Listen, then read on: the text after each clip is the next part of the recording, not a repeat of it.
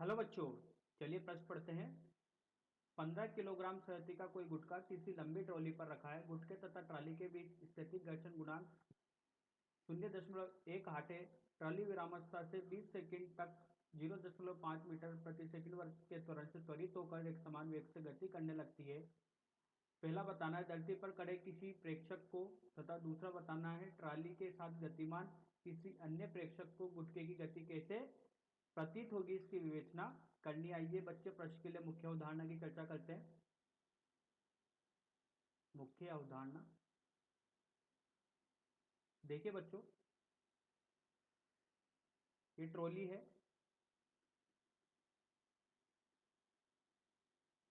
और इस ट्रॉली पर कोई गुटखा रखा है जिसका द्रव्यमान m है।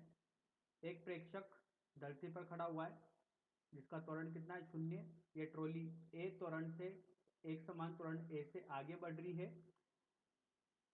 तो देखिए यहां पर क्या होगा, एक प्रेक्षक इस ट्रॉली पर ही बैठा हुआ है। ये प्रेक्षक एक और ये प्रेक्षक दो। अब देखिए, जब यहाँ पर प्रेक्षक एक की बात की जाएगी तो प्रेक्षक एक को क्या लगेगा कि अगर ये पिंड ए त्वरण से आगे चल रहा है, क्योंकि ट्रॉली का त्वरण कितना ए, तो इस पिंड का भी त्वरण कितना होगा ए, तो इस पर बल लग रहा होगा एफ बराबर ए में। तो इस प्रेक्षक ए के हिसाब से इस पिंड पर बल कितना लग रहा है, एफ बराबर ए में। इसका मतलब ये प्रेक्षक ये बोल सकता है कि जिस त्वरण से ये ट्रॉली आगे बढ़ रही है उसी त्वरण से ये पिंड भी आगे बढ़ रहा है। मतलब जितना बल इस ट्रॉली पर लग रहा है उतना ही बल किस पर लग रहा है, इस पिंड पर लग रहा है। ये किस प्रेक्षक के हिसाब से, प्रेक्षक एक के हिसाब से। अब प्रेक्षक दो से बात की जाएगी तो प्रेक्षक दो उसी तंत्र में बैठा हुआ है जिस तंत्र में अपना ट्रॉली चल रहा है। तो अगर ट्रॉली का त्वरण ए है तो इस प्रेक्षक का त्वरण भी ए होगा और पिंड का त्वरण भी ए होगा। जब प्रेक्षक दो से पूछा जाएगा कि बताओ इस पिंड में क्या हो रहा है, तो प्रेक्षक दो बोलेगा कि ये पिंड विरामावस्था में है। अगर ये विरामावस्था में है तो फिर इस पर त्वरण नहीं होना चाहिए। नहीं, ऐसा गलत है। इस पिंड पर एक छद्म बल लग रहा है। छद्म बल होता है जो विपरीत दिशा में लगता है गति के, वो होता है एफ बराबर ए में। उस पिंड का द्रव्यमान और उस तंत्र का त्वरण उसके गुणनफल के बराबर होता है। तो जब प्रेक्षक दो से पूछा जाएगा तो प्रेक्षक दो क्या बोलेगा कि ये विरामावस्था में, जबकि ये विरामावस्था में नहीं होकर प्रेक्षक एक के हिसाब से कैसा है, ये गतिशील अवस्था में। लेकिन इस पर प्रेक्षक दो के हिसाब से इसमें एक छद्म बल लग रहा है पीछे की तरफ, इसके लिए इस पर कुल बल कितना हो गया, 0, जिससे गति के द्वितीय नियम का क्या कर सके, पालन कर सके, न्यूटन के द्वितीय नियम का पालन कर सके। तो जब प्रेक्षक दो से बात की जाएगी तो उसको बताया जाएगा कि इस पर एक छद्म बल लग रहा है पीछे की तरफ और उसका एक आगे की तरफ बल है जो किसकी वजह से आ रहा है, इस गति की वजह से आ रहा है, एफ बराबर ए में। तो ये पिंड जो है वो विरामावस्था में नहीं होकर इस पर भी बल लग रहा है, लेकिन तुम्हारे हिसाब से इस पर कुल बल कितना है, 0। और बाहर खड़े हुए प्रेक्षक के हिसाब से इस पर कुल बल 0 ना होकर इस पर कुल बल कितना है, एफ बराबर ए में। तो बाहर खड़े हुए प्रेक्षक के हिसाब से इसमें बल लग रहा है एफ बराबर ए में, और उसी तंत्र में खड़े हुए प्रेक्षक के हिसाब से ये पिंड विरामावस्था में है। तो इसका मतलब इसका त्वरण कितना हो गया, 0, जबकि इसका त्वरण 0 है क्या, नहीं। क्यों, क्योंकि ये उसी तंत्र में खड़ा हुआ है, इसके लिए यहाँ पर एक छद्म बल कार्य कर रहा है एफ बराबर ए में। तो आइए बच्चों इसी मुख्य उदाहरण के आधार पर अपने प्रश्न को हल करते हैं।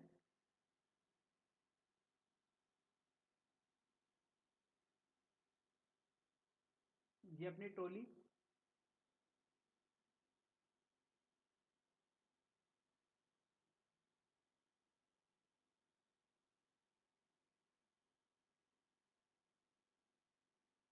इस ट्रॉली पर एक गुटका रखा हुआ है, ठीक है, जिसका द्रव्यमान m है।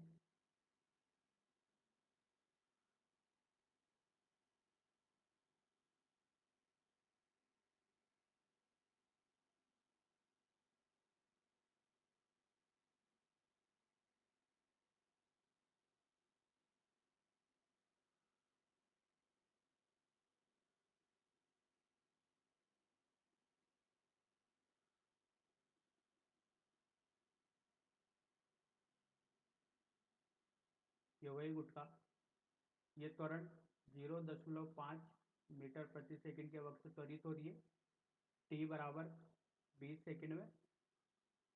उसके बाद इसका वेग एक समान हो जाता है, तो इसका त्वरण कितना हो गया, 0। बात की जाए इसके द्रव्यमान की, तो इसका द्रव्यमान कितना है, 15 किलोग्राम। अब देखिए इस ट्रॉली पर बल कितना लग रहा है, F बराबर m है। आइए इसकी गणना करते हैं। F बराबर m है 15 गुणा 0.5, तो ये बल आएगा 7.5 न्यूटन का।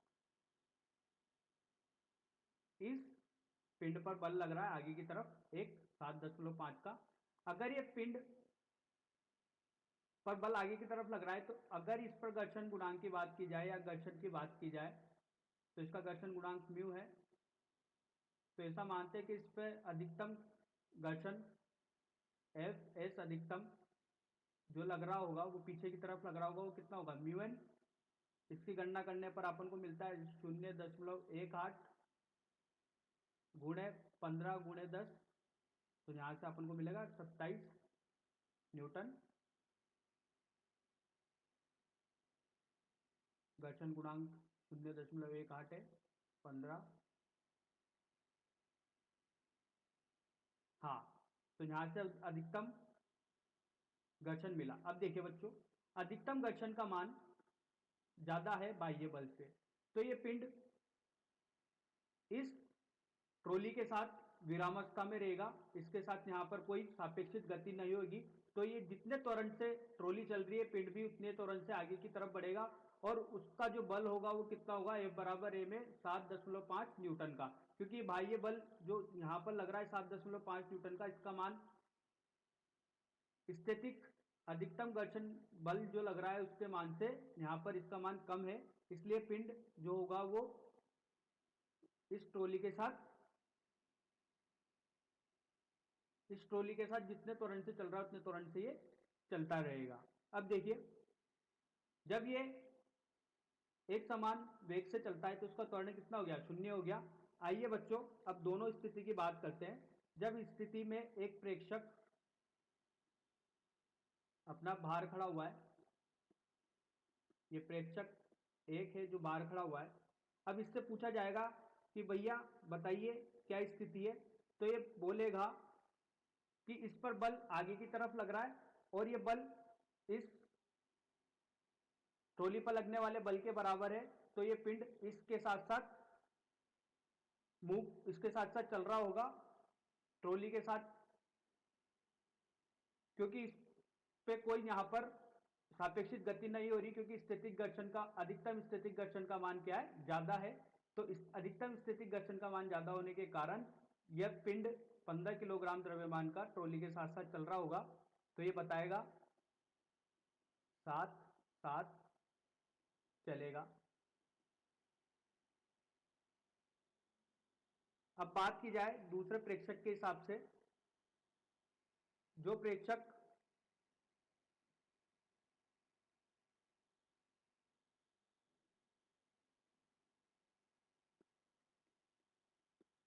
प्रेक्षक 2 जो इस ट्रॉली पर बैठा हुआ है, तो जब ये ट्रॉली पर आके बैठेगा तो इसके अनुसार यह विरामावस्था में होगा। यह विरामावस्था में इसलिए होगा क्योंकि इस पर एक छद्म बल लग रहा होगा, तो जितना इस पर बाह्य बल लग रहा होगा छद्म बल उस पर F बराबर m है, उतना ही इसका पीछे की ओर लगेगा। तो इस प्रेक्षक को ऐसा लगेगा कि इस पर कोई बल नहीं लग रहा है, ये जिस गति से मैं चल रहा हूं उसी गति से पिंड भी चल रहा होगा, तो उसके लिए किसमें आएगा, विरामावस्था में नजर आएगा। तो उसके लिए इस कण पर कोई गति नहीं हो रही होगी, तो ये कण विरामावस्था में रहेगा। जब इस स्थिति की बात की जाएगी, तो जिस वेग से ये ट्रॉली चल रही है उसी वेग से ये प्रेक्षक भी चल रहा होगा, तो उसके लिए ये m द्रव्यमान का पिंड विरामावस्था में होगा, तो उसके लिए गति कितनी हो जाएगी, 0 हो जाएगी। उसका कारण क्या है, उसका कारण यह है कि उसके लिए छद्म बल एक विपरीत दिशा में आरोपित हो रहा है, उतना ही बल आगे की दिशा में आरोपित हो रहा है, तो कुल बल कितना हो जाएगा, 0। अगर इस पर कुल बल 0 हो गया तो इस प्रेक्षक के हिसाब से रुका हुआ है, और जो बाह्य प्रेक्षक के हिसाब से वो साथ साथ चलेगा, क्योंकि इस पर अधिकतम स्थितिक घर्षण गुणांक का मान ज्यादा है बाह्य बल से, तो ये इसको साथ साथ ले जाने की कोशिश करेगा। तो बच्चों आशा करता हूं आपको ये समझ में आया होगा। धन्यवाद।